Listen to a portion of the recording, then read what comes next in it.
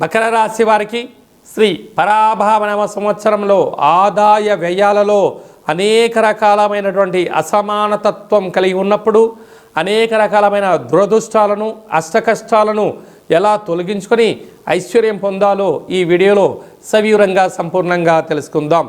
మకర రాశిలో ఏ ఏ నక్షత్రాలు వస్తాయి అనగా ఉత్తరాషాఢ నక్షత్రంలోని 2, 3, 4 పాదాలు, శ్రవణ నక్షత్రంలోని 4 పాదాలు, ధనిష్ఠా నక్షత్రంలోని 1, 2 పాదములు కలిపితే మకర రాశి. రాశాధిపతి శని భగవానుడు.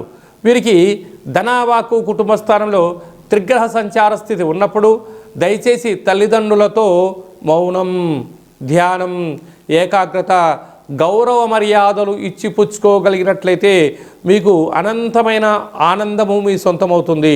అలాగే తృతీయంలో ఏడాది తర్వాత రవి భగవానుడు శని భగవాన్తో సంచారం చేసినప్పుడు బంధువులతో, మిత్రులతో, స్నేహితులతో, పై అధికారులతో, ప్రభుత్వ ఉద్యోగస్తులతో చాలా సౌమ్యత అవసరమని చెప్పి మీరు గుర్తుపెట్టుకోగలగాలి. సౌమ్యం లేకపోతే దీనికి భారీ మూల్యం చెల్లించక తప్పదు.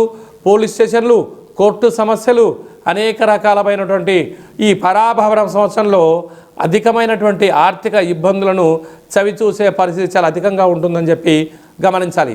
అర్ధాష్టమ శుక్రుడు.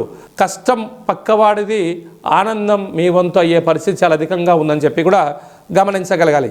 6వ స్థానంలో గురు సంచార స్థితి ఉన్నప్పుడు దయచేసి పిల్లలు ఏకాగ్రతగా చదవాలి, ఉన్నత లక్ష్యంతో ప్రయాణం చేయగలగాలి. వేసవి కాలంలో దయచేసి ఆటలని చెరువుల్లోకి, బావుల్లోకి, ఆ ఊరి చివర గ్రౌండ్లలో విపరీతంగా ఆడుకునే దానికన్నా మీరు చదువు, ధ్యానము, ఏకాగ్రత, ఫిట్నెస్ పైన మీరు శ్రద్ధ చూపించగలిగితే మంచి కాలం ఉంటుంది.